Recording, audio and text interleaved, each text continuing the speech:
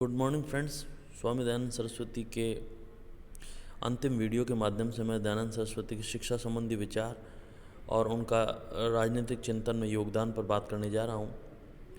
शिक्षा के अभाव में दयानंद सरस्वती मानते थे कि व्यक्ति के व्यक्तित्व का विकास असंभव है। अतः शिक्षा के क्षेत्र में उन्होंने व्यवहारिक रुचि ली, उतनी बहुत कम सामाजिक सुधार को नहीं ली जितनी कि उन्होंने ली है। उन्होंने मनु के इस कथन का समर्थन किया है कि राज्य और समाज दोनों के द्वारा सब लोगों के लिए अनिवार्य रूप से शिक्षा का प्रबंध किया जाना चाहिए। वे बच्चों को 5वें और 8वें वर्ष के बाद विद्यालय भेजें और इस आयु के बाद बालकों को विद्यालय में नहीं भेजना एक दंडनीय अपराध घोषित कर दिया जाना चाहिए। एक प्रकार से शिक्षा को अनिवार्य और बाध्यकारी बनाए जाने की बात वो करते हैं। दयानंद ने शिक्षा को व्यापक अर्थ में लिया है। शिक्षा का अर्थ शरीर का निर्माण, इंद्रियों की साधना और बौद्धिक शक्तियों का विकास है। ब्रह्मचर्य पालन को उन्होंने अच्छी शिक्षा व्यवस्था की एक अनिवार्य शर्त माना है। प्रारंभिक शिक्षा के विषय में उन्होंने माता पिता को बालक का पहला गुरु बताया है और लिखा है कि माता पिता के उपदेश से संतान को जितना लाभ हो सकता है उन्होंने उतना और किसी से नहीं। उन्होंने सदैव इस बात पर जोर दिया कि शिक्षण कार्य चरित्रवान और विद्वान व्यक्तियों को ही सौंपा जाना चाहिए। दयानंद ने नारी शिक्षा पर उतना ही बल दिया जितना कि पुरुषों की शिक्षा पर, लेकिन वह सहज शिक्षा के पक्ष में नहीं थे। उनका विचार था कि सहज शिक्षा लड़के और लड़कियों के चरित्र पर अनुकूल प्रभाव नहीं पड़ता है। उनका आग्रह था कि प्रत्येक समाज में लड़के और लड़कियों के अलग अलग शिक्षण संस्थान होने चाहिए। लड़के और लड़कियों के लिए शिक्षा पद्धति, शिक्षा के विषय और पाठ्यक्रम में भिन्नता होनी चाहिए। दयानंद ने ऐसी शिक्षा पद्धति अपनाने पर बल दिया है जो संपूर्ण रूप से राष्ट्रीय हो, जो ऐसे नागरिक उत्पन्न करे जिनमें समाज के प्रति कर्तव्य परायणता और उत्तरदायित्व की भावना विद्यमान हो। इस दृष्टि से उन्होंने गुरुकुलों की स्थापना की सिफारिश की है, जहाँ तरुण ब्रह्मचारी गुण आचार्यों की निगरानी में शिक्षा का अर्जन और व्यक्तित्व का विकास कर सके। उनका कहना था कि गुरुकुलों में सभी वर्णों और जातियों के बच्चों को समानता के आधार पर प्रवेश मिलना चाहिए और धनी और निर्धन के बीच कोई भेदभाव नहीं किया जाना चाहिए। दयानंद ने एक देश की एकता के प्रसंग में भी शिक्षा को महत्वपूर्ण माना है और इस बात का प्रतिपादन किया है कि देश की एकता को पिरोने के लिए पूरे देश में हिंदी का प्रचलन आवश्यक है।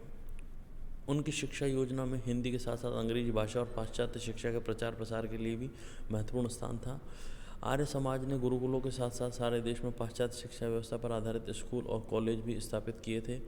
ये शिक्षण संस्थाएं ही स्वामी दयानंद के सच्चे स्मारक हैं, जो आज भी समाज में सम्माननीय स्थान रखते हैं। स्वामी दयानंद के योगदान या भारतीय चिंतन में स्वामी दयानंद का योगदान क्या है। स्वामी दयानंद मूलतः एक धार्मिक व्यक्ति थे, लेकिन उनका लक्ष्य केवल स्वयं का आध्यात्मिक कल्याण करना ही नहीं बल्कि मानवतावाद के लिए एक महान सेवा करना भी उनका लक्ष्य था। वो सत्य के अन्वेषक, अन्याय के विरुद्ध संघर्ष करने वाले जन्मजात योद्धा थे। रोमा रोला ने लिखा है कि वे राष्ट्रीय संगठन और पुनर्निर्माण के सर्वाधिक प्रमुख पैगंबर थे। भारतीय समाज और भारतीय राष्ट्र के उत्थान में उनका योगदान बहुत ही महत्वपूर्ण है। नंबर 1 जो उनका योगदान बतलाता है वो हिंदुत्व को पुनर्जीवित करना है। दयानंद के समय में हिंदू समाज नैतिक कायरता, बौद्धिक पतन और सामाजिक अधोगति से पीड़ित था। समाज एक विशेष प्रकार की आत्मग्लानि झेल रहा था। अनेक बुराइयां जैसे मूर्ति पूजा, पुरोहितवाद, धार्मिक विखंडता आदि के साथ साथ इस्लाम और ईसाई धर्म प्रचारकों के माध्यम से हिंदू धर्म की बहुत बदनामी की जा रही थी। तो उन समय पर, उस नकारात्मक समय पर दयानंद सरस्वती ने न केवल हिंदू धर्म और संस्कृति को जीवित रखा है बल्कि उसका शुद्धिकरण करके, उसको पुनरुद्धार करके, उसका परिमार्जन करके उस तात्कालिक समय में उन मतलब कि उन आक्रमणकारियों का प्रबल शक्ति के साथ उनका जवाब दिया है। नंबर 2 है सामाजिक कुरीतियों के विरुद्ध शक्तिशाली योग था। स्वामी दयानंद भारतीय समाज को पुनर्जीवित करने या पुनर्निर्माण करने में उन्होंने भारतीय समाज में विद्यमान अंधविश्वास और कुरीतियों से उनको समाप्त करने के लिए उन्होंने अपनी पूरी प्रतिबद्धता और अपना दृढ़ निश्चय प्रदर्शित किया। उन्होंने बाल विवाह, बहुविवाह, विधवा विवाह निषेध, नारी अशिक्षा और अधोगति, छुआछूत, दहेज प्रथा आदि सामाजिक कुरीतियों के विरुद्ध युद्ध प्रारंभ किया। एक प्रकार से उन्होंने एक सामाजिक योद्धा होने के नाते समाज में विद्यमान कुरीतियों का पूरी दृढ़ता के साथ विरोध किया। नंबर 3 है आर्य समाज की स्थापना। 10 अप्रैल 1875 को बम्बई में आर्य समाज की स्थापना उनके द्वारा की गई। उसके बाद पूरे पंजाब और उत्तर भारत में आर्य समाज की शाखाओं का जाल बिछ गया। आर्य समाज ने हिंदू जाति के उत्थान के लिए एक जीवंत माध्यम का कार्य किया और इस संस्था ने हिंदू जाति को संगठित किया, अन्याय, अविश्वास, कुरीतियों के विरुद्ध संघर्ष के लिए साहस दिया, उनमें देश प्रेम की भावना को जागृत किया। आर्य समाज के द्वारा सभी जातियों के लिए समान रूप से खुले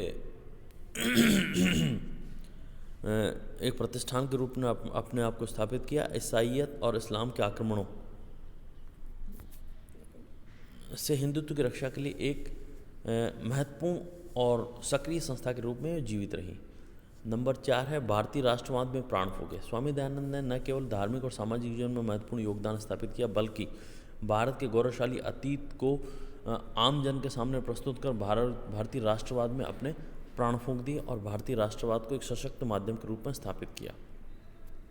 उन्होंने देशी रियासतों के नरेशों को व्यक्तिगत जीवन में सुधार की प्रेरणा दी। उन्होंने प्रजा सेवा की दिशा में प्रवृत्त होने का उपदेश दिया और इस बात पर बल दिया कि भारत देश के प्रति भी उनके कुछ कर्तव्य हैं। एक विचारक के रूप में उन्होंने राजसत्ता पर नैतिक नियंत्रण की व्यवस्था की।